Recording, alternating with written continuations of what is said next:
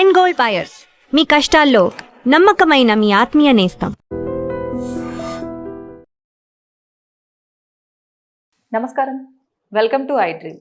ధర్మ మార్గం విత్ విజిత కార్యక్రమానికి స్వాగతం.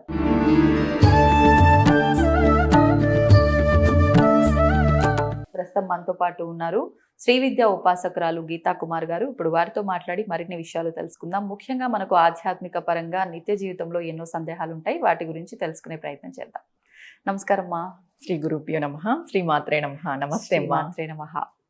అయితే మనకి ఇప్పుడు అధిక మాసం, ఈసారి మనకు అధిక మాసం జ్యేష్ఠ మాసం వచ్చింది. అధిక జ్యేష్ఠ మాసం అసలు ఎందుకు వస్తుంది? అధిక మాసం మామూలుగా నెలకి 30 రోజులు, సంవత్సరానికి 365 రోజులు, 12 నెలలు, ఇలా మనకు ఒక క్లారిటీ ఉంది ప్రతి ఒక్కరికి కూడా. మరి ఈ అధిక మాసం ఏంటి అంటే 13 నెలలు ఉన్నాయా? అసలు ఎన్ని రోజులకు ఒకసారి వస్తుంది అధిక మాసము? ముఖ్యంగా మళ్ళీ అధిక మాసము అనే టాపిక్ వచ్చింది అని అంటే ఈ మాసంలో ఏ పనులు అంటే ఆ పనులు చేయడానికి వీల్లేదు అంటారు. మళ్ళీ విశేషంగా ఈ మాసంలో చేసే పనులే కొన్ని ఉన్నాయి అంటారు. ఒక్కసారి దాని గురించి మన ప్రేక్షకులకు వివరణ ఇద్దాం. సరే అమ్మా, అధిక మాసము ఎలా వస్తుంది? ముందుగా మనకి చంద్రమానం, సౌరమానం అని 2 మానాలు ఉన్నాయి. ఈ సౌరమానంకి 365 రోజులు సంవత్సరం వస్తాయి. ఇదే చంద్రమానంలో వచ్చినప్పుడు 28 రోజులు వస్తుంది. వచ్చినప్పుడు ఇక్కడ రెండు రోజులు తగ్గుతాయి. ఈ సౌరమానంలోనే 2 రోజులు తగ్గుతాయి. ఇలా తగ్గినప్పుడు ఏమైపోతుంది అంటే 3 ఏళ్లకు ఒకసారి అధిక మాసం వస్తుంది మనకి. ఈ అధిక మాసాన్ని చంద్రమాన కాలంతో పోలుస్తాం. అంటే చంద్రుడికి సంబంధించిన మాసంగా మనం పాటించేది ఏంటి?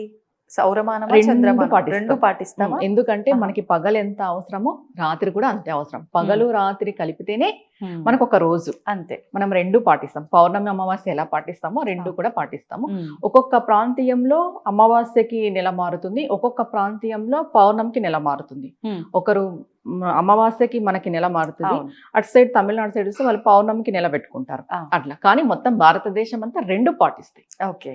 ఇలా 2 పాటించడం వల్ల ఏం జరుగుతుంది అంటే ఈ ఎక్స్ట్రా డేస్ అన్ని కలిపి ఒక 30 రోజులు కానీ, ఒక 28 రోజులు కానీ, ఒక 33 రోజులు కానీ ఇలా కలిపి అధిక మాసంగా వస్తాయి. అందుకు ఇది 3 ఏళ్లకు ఒకసారి ఖచ్చితంగా వస్తుంది మనకి. అది ఏ మాసంలో వస్తే ఆ మాసంని కలుపుకొని ఇప్పుడు మనకి ఏదొచ్చింది? జ్యేష్ఠ మాసం వచ్చింది. జ్యేష్ఠ అధిక మాసం అంటాం. ఇప్పుడు శ్రావణ మాసం వచ్చింది అనుకో, శ్రావణ అధిక మాసం అంటాం. ఆషాఢంలో వచ్చిందంట ఆషాఢ అధిక మాసం అని అంటాం. అంటే దానికి ప్రత్యేకించి వేరే పేరు ఏం పెట్టలేదు. మనకు ఉన్నవి 12 పేర్లే నెలకి. ఈ పేర్లతో కలిపి ఆ నెలలో వచ్చింది కాబట్టి దాన్ని కలుపుకొని మనం ఈ మాసం ఈ నెలే వస్తుంది అనేది ఎలా నిర్ధారణ చేస్తారు? అది తిథిని బట్టి నిర్ధారణ అవుతుంది. 3 ఏళ్లకు ఒకసారి ఏ డేస్ లో అవి ఒక 30 రోజులు నెల కావాలి కదా. అది కూడా ఆ 30 రోజులు కానీ, 28 రోజులు కానీ, 33 రోజులు ఇలా నెల అయినప్పుడు దాన్ని మనం 3 years ఒకసారి పెడతాం. అది ఎప్పుడు వస్తుంది అనేది, ఏ నెలకు పడుతుంది అనేది అది 3D ప్రకారం, పంచాంగం ప్రకారం చూసి చెప్తారనమాట. ఇప్పుడు అధిక మాసం వచ్చింది అని. ఇదంతా పంచాంగంలోనే తెలుస్తుంది అంతే. ఇప్పుడు ఇది ఏం చేయాలి అని మనం ఆలోచిస్తే దీనికి పురుషోత్తమ మాసం అని కూడా అంటారు. ఈ అధిక మాసాన్ని అంటే దానికి మనం వేరే ఏది పేరు పెట్టలేదు కాబట్టి దాన్ని పురుషోత్తమ మాసం అంటారు. కొంతమంది విష్ణు ప్రీతి మాసం అంటారు, కొంతమంది కృష్ణ ప్రీతి మాసం అంటారు, కొంతమంది శివుడికి ఇష్టమైన మాసం. అధికం కాబట్టి అంటే చంద్రుడిని ధరిస్తాడు శివుడు కాబట్టి ఇది చంద్రుడికి సంబంధించిన మాసం కాబట్టి శివుడికి ఇష్టమైన మాసం అంటారు. కానీ అధిక మాసంలో ముందుగా చేయకూడని పనులు మనం చెప్తే, శుభకార్యాలు ఏవి చేయకూడదు. పెళ్లిళ్ళు, గృహ ప్రవేశాలు, నామకరణాలు, శ్రీమంతాలు, ఆల్మోస్ట్ మనకి ఏవేవైతే శుభకార్యాలు ఉంటాయి కదా వాటిని ఏవి చేసుకోకూడదు. చేయాల్సినవి ఏవి అధిక మాసంలో అంటే పూర్తిగా దైవారాధన. అంటే ఇక్కడ మనకి తెలుస్తుంది ముందుగానే ఇది అధికం అంటే ఎక్కువ అని మనకి ఈ నెలలోనే తెలుస్తుంది. అధికం అంటేనే ఎక్కువ. ఈ దైవారాధన చేయడం వల్ల మనకి ఏమైపోతుంది? ఎక్కువ ఫలితం వస్తుంది. దాన ధర్మాలు చేయడం వల్ల ఏమైపోతుంది? ఎక్కువ ఫలితం వస్తుంది. అంటే నార్మల్ తిథులలో, నార్మల్ నెలలో చేసే దానాల కంటే ఈ అధిక మాసంలో చేసేదానికి అధికంగా ఫలితం ఉంటుంది. ఎందుకంటే ఇది అధిక మాసం, ఎక్స్ట్రా డేస్, ఎక్స్ట్రా మంత్ అన్ని ఎక్స్ట్రాగానే ఉంటాయి. అంతే. అందులో 3 సంవత్సరాలకు ఒకసారి వస్తుంది. మళ్ళీ 3 సంవత్సరాలకు ఒకసారి వస్తుంది. అందుకు మనం ఏం చెప్తాము, ఈ నెలను అందరూ యూజ్ చేసుకోండి, ప్రతి ఒక్కరూ దైవారాధన చేయండి. మంత్రోపదేశం ఉన్న వాళ్ళు జపం ఎక్కువ చేయండి. మంత్రోపదేశం లేని వాళ్ళు నిత్య పూజ ఎక్కువ చేయండి. తర్వాత పితృకార్యాలు ఎక్కువ చేయండి. పితృదేవతల పైన దాన ధర్మాలు చేయండి. తర్వాత బ్రాహ్మణ సేవ చేయండి. అంటే మనం వాళ్ళని ఇంటికి పిలుచుకొని వచ్చి పూజలు అవన్నీ పెట్టించాల్సిన అవసరం లేదు. మనం వెళ్ళి వాళ్ళకి స్వయం పాకం ఇవ్వడము, దాన ధర్మాలు ఏదైనా కూడా, గోసేవ చేయడం, తోచింది యాచకులకు మనం ఏదైనా ఇవ్వడం, వస్త్రదానం చేయడము, గోసేవ చేయడము, ఇలాంటివి ఏవైనా కూడా చేసుకోవచ్చు. ఇక్కడ ఇంకా తీర్థయాత్రలు చేస్తే చాలా మంచిది ఈ నెలలో. విశేషంగా ఎటువంటి క్షేత్ర దర్శనాలు? శైవము, విష్ణువు, ఇంకా కొండ ప్రాంతంలో ఉంటాయి చూడు దేవాలయాలు, అవి చేస్తే ఇంకా మంచిది. అంటే ఏం చెప్తారు అంటే ఈ నెలలో మనకి ఇంట్లో చేస్తే ఇదే ఫలితం ఉంటుంది జపము.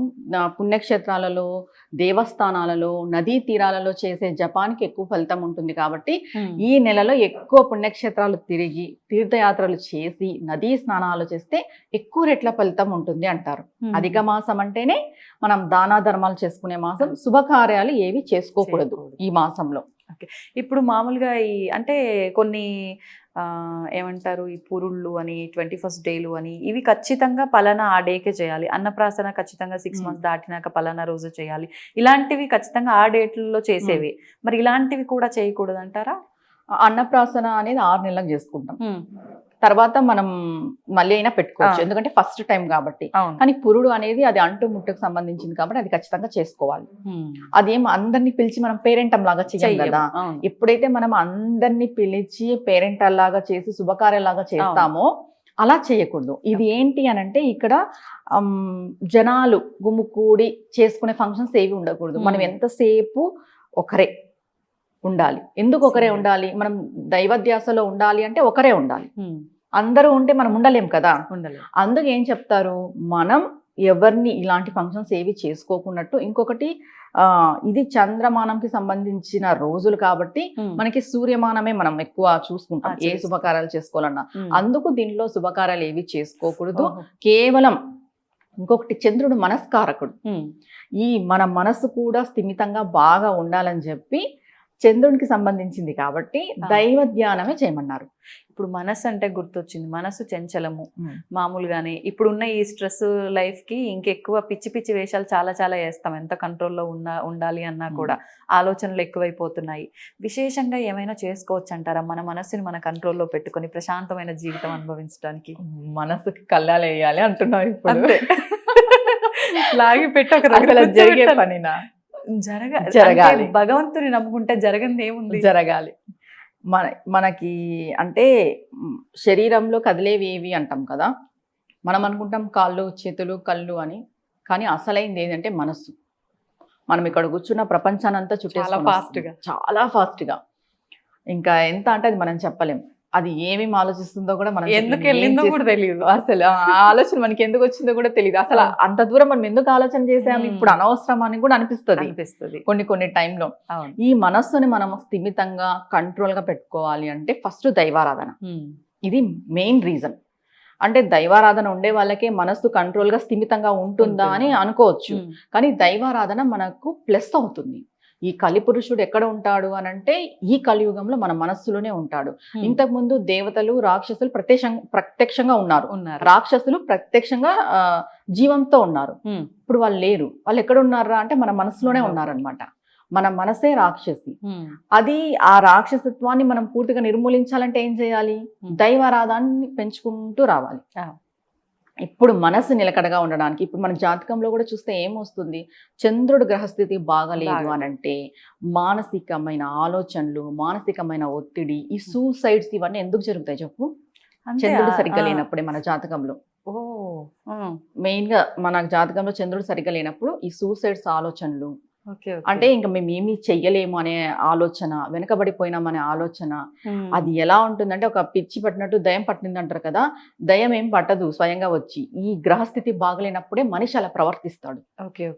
అందుకు మనం ఏం చేయాలి అంటే సోమవారం శివారాధన చేయాలి బాగా విశేషంగా. తర్వాత చంద్రుడికి సంబంధించిన జపము, ధ్యానము, హోమము, తర్వాత దానము, ఇలాంటివి చేసుకోవాలి. ఇప్పుడు చంద్రుడికి సంబంధించి అంటే మన కారకుడు చంద్రుడే కాబట్టి తెలుపు రంగు ఎక్కువగా అంటారు. మరి దానం చేసేటప్పుడు కూడా ఇలా మనం రంగుకు రిలేటెడ్ గా ఉండే ఏమన్నా తెలుపు రంగు చేయాలి? వచ్చేసి శుక్రుడికి ఎక్కువ సంబంధించి. ఓకే. చంద్రుడికి వచ్చేసి పాలు, పెరుగు, బియ్యము, వెండి, ఇవి చంద్రుడికి సంబంధం. ఇప్పుడు వెండి ధరించాలి. ఓకే, మనం ధారణ చేయాలి. మనం ధరించాలి, వెండి వేసుకోవాలి మన మనస్సు స్థిమితంగా ఉండాలంటే. దాని తర్వాత ప్రతి సోమవారం ఒక 9 సోమవారాలు కానీ, ఒక 16 సోమవారాలు కానీ, అంటే ఫస్ట్ మీరు జాతకం చెక్ చేసుకోవాలండి. ఎవరైనా కూడా మాకు ఇలా జరుగుతుంది, మా మానసిక స్థితి బాగలేదు అని అంటే ఫస్ట్ జాతకం చెక్ చేసుకోవాలి. వాళ్ళ జాతకం చూసి చెప్తారు నీ గ్రహ పరిస్థితి ఇలా ఉంది అని. అప్పుడు దాని తగ్గట్టుగా వాళ్ళు చెప్తారు. నా వరకు నేను ఏం చెప్తాను, మీకు మీరుగా మీకు మనశ్శాంతి లేదు, మీకు మీరుగా మీరు తెలుసుకున్నారు మానసికంగా మాకు బాగలేదు, మాకు ప్రశాంతత లేదని మీకే అనిపించింది. మీరు ఏ జాతకము చూసుకోలేదు, ఏమీ చూసుకోలేదు. అలాంటి వాళ్ళు ఏం చేస్తారు అంటే ఒక 9 సోమవారాలు కానీ 16 సోమవారాలు కానీ బియ్యం అయ్యగార్లకి దానం ఇవ్వడం వల్ల కూడా చంద్రగ్రహ శాంతి అనేది కలుగుతుంది. సంఖ్య ఏమైనా ఉందా బియ్యం ఇంత ఇవ్వాలి అని? 1.5 కేజీ, 2.5 వాళ్ళ శక్తి కొద్ది. అది మనం ఇప్పుడు 5 కేజీలు 6 కేజీలు 10 అలా చెప్పలేదు. వాళ్ళ శక్తి కొద్ది 1.5 పైన ఎంతైనా ఇవ్వచ్చు. ఒకవేళ వాళ్ళకి శక్తి ఎక్కువ ఉంటే ఒక బియ్యం ప్యాకెట్ ఇప్పించినా పర్వాలేదు. బ్రాహ్మిన్స్ కి మంచిదే కదా. దానం అనేది ఎంత పెద్దగా చేస్తే అంత మంచిది. కానీ వాళ్ళ శక్తి కొలది చేసుకోవాలి. ఇలా చేసుకోవడం వల్ల ఏమైపోతుందంటే కొంచెం మన మనసు స్థిమితంగా ఉంటుంది ఈ దానం చేసుకోవడం వల్ల. తర్వాత పాలు దానం ఇవ్వడము, పెరుగు దానం ఇవ్వడము, ఇలాంటివన్నీ చేసుకోవాలి చంద్రుడికి సంబంధించింది అంటే. మరి ఇంకా చేయకూడనివి ఇంకేమైనా ఉన్నాయా ఈ మాసంలో? ఈ రెమెడీ అయితే చేసుకోవచ్చు అందరూ, ఇది ప్రతి ఒక్కరికి అవసరం అయ్యేదే నాకు తెలిసి. ఇంకా చేయకూడనివి కానీ చేయాల్సినవి కానీ ఈ మాసంలో విశేషంగా?